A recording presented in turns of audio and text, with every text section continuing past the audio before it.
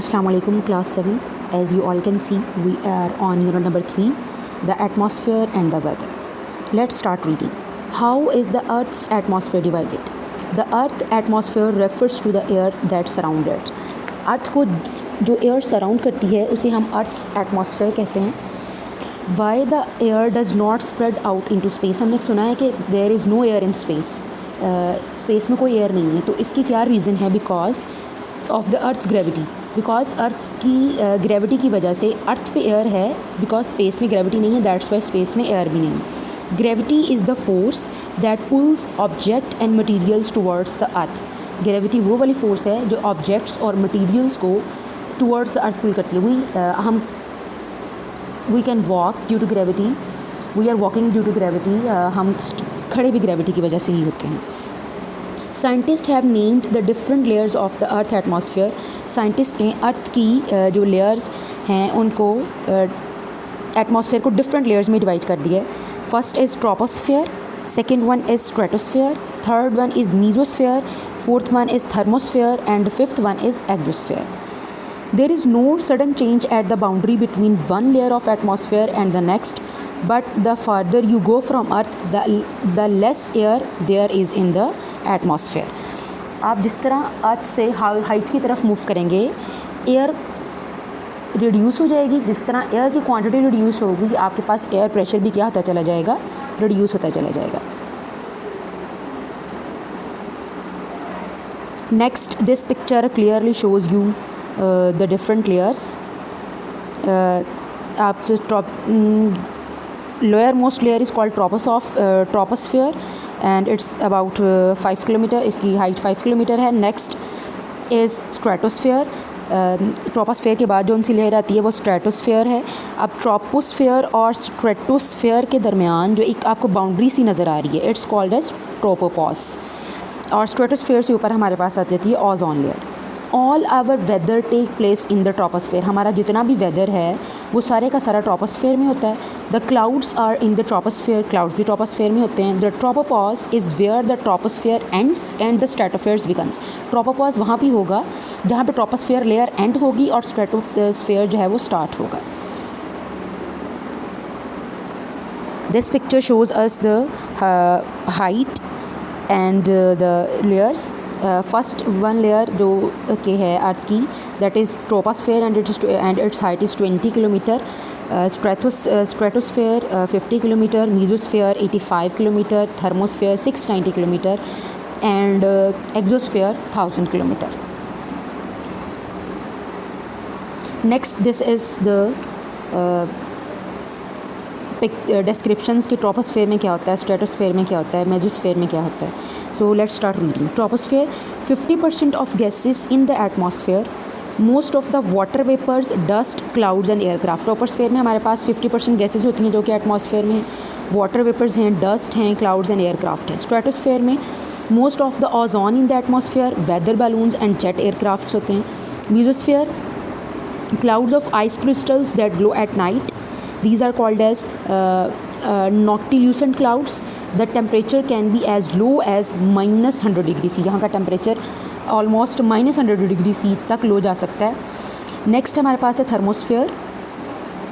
Hardly any air, there is no air. International space station orbits. ठीक है. Colourful light known as एयोरा.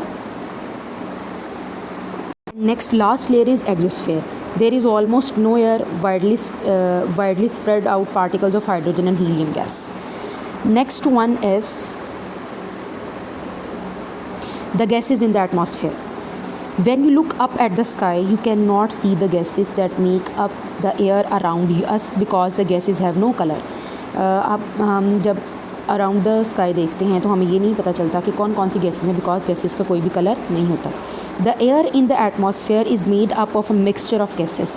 We have जो हमारे atmosphere में air होती है, it's a mixture of gases and these gas mixture में जो gases होती हैं nitrogen, oxygen, argon and carbon dioxide. There are also traces of other gases such as ozone. This table shows us the present different gases which are present in our atmosphere and the percentage of these gases. Nitrogen is present 78% in the atmosphere, oxygen is present 21%, argon 0.90%, carbon dioxide 0.037%, and there are also traces of other gases such as ozone. Traces means which gases are present in smaller quantity. The gases in the atmosphere are useful for life on Earth. Humans, animals and plants breathe in oxygen to survive. Burning can only happen when there is oxygen.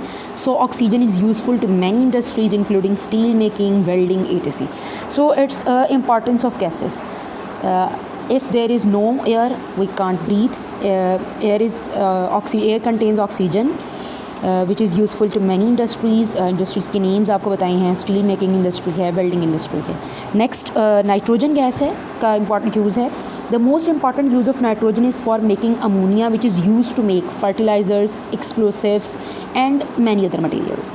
Liquid nitrogen is useful for keeping things cold.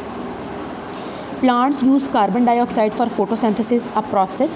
What is photosynthesis? Photosynthesis is a process in which plants absorb sunlight to make their food. The bubbles in fizzy drinks also contain the carbon dioxide. So in this paragraph, reader आपको shortly बताता है about the importance of the gases which are present in the atmosphere. अभी तक हमने जितनी reading की है उसमें से एक्सरसाइज क्वेश्चन पार्ट ए है. So first question is list the layers of earth atmosphere in order beginning with the layer that is closest to the earth. आपको stratosphere, exosphere, thermosphere, troposphere and mesosphere आपको उसने names दे दिए हैं layers के. अब आपको इसको अरेंज ऐसे करना है. सबसे पहले आप वो वाली लेयर लिखेंगे which is closest to the earth. So closest to the earth कौन होता है? ट्रोपोस्फेयर, उसके बाद स्ट्रेटोस्फेयर, देन मीजोस्फेयर के बाद थर्मोस्फेयर एंड देन एक्सोस्फेयर. इस सीक्वेंस से आपकी जो हैं लेयर्स ऑफ अर्थ वो होती हैं. Next is question B. In which layer of the earth atmosphere does the weather take place? Earth atmosphere की कौन सी लेयर में वेदर होता है? सो अभी हमने रीड किया बेटे ट्रोपोस्फेयर. किस लेयर में होता है? Troposphere. Next, write the names of 4 most common gases in order begin with the most common gas. आपको 4 मोस्ट कॉमन गैसेस जो कि आपके एटमॉस्फेयर में प्रेजेंट हैं उनके बारे में लिखना है. सबसे पहले आप वो लिखेंगे, वो वाली गैस के बारे में लिखेंगे जो कि सबसे ज़्यादा कॉमन है. अभी हमने जो टेबल रीड किया ऑन पेज नंबर 23 उसमें बताई हुई है. तो सबसे कॉमन गैस हमारे पास एटमॉस्फेयर में है oxygen, carbon dioxide and nitrogen. Nitrogen, oxygen, argon, carbon dioxide. तो सबसे मोस्ट कॉमन गैस हमारे पास एटमॉस्फेयर में कौन सी होती है? नाइट्रोजन. सो आप फर्स्ट पे क्या राइट करेंगे? Nitrogen 78%, then oxygen 21% and then argon 0.90%. Next question exercise part 2b है. Explain some of the ways in which oxygen, nitrogen and carbon dioxide are useful for life on earth. आपने कुछ veg explain करने हैं जिसमें आपको बताना होगा कि oxygen, carbon dioxide and nitrogen कैसे इंपॉर्टेंट है फॉर द लाइफ ऑन अर्थ. उस अभी हमने डिफरेंट वेज पढ़े. ऑक्सीजन का क्या यूज़ है? Humans, other animals and plants need oxygen to survive. Oxygen का use done. Next, carbon dioxide. Plant use carbon dioxide for photosynthesis. Plants को फोटोसिंथेसिस के लिए as a raw material carbon dioxide require होता है. सो ये भी factor बड़ा important है कार्बन डाइऑक्साइड का एयर में होना.